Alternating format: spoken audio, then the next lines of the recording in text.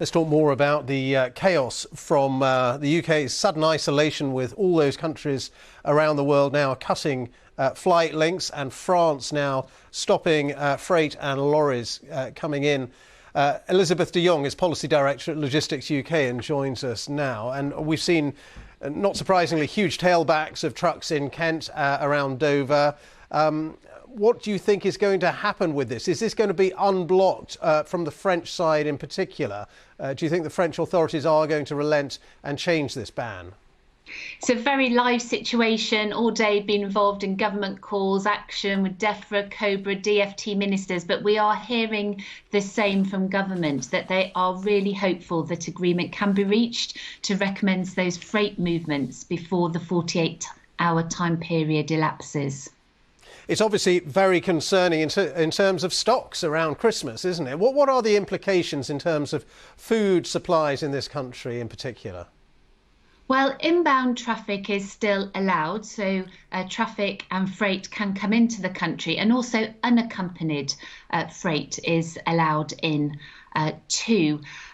So for the next few days, we're not so concerned.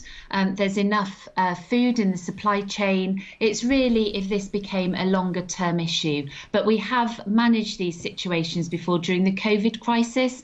And generally, we find that the impact on it is the range of products. There is enough food for everybody. So please do not panic.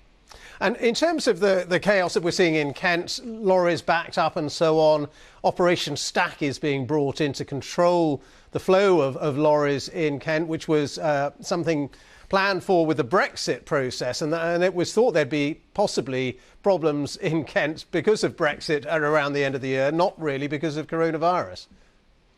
Yes, the Kent Resilience Forum has been doing a huge amount of work on mitigation measures should there be queues in Kent after the 1st of January, and has been able to put some of those into practice.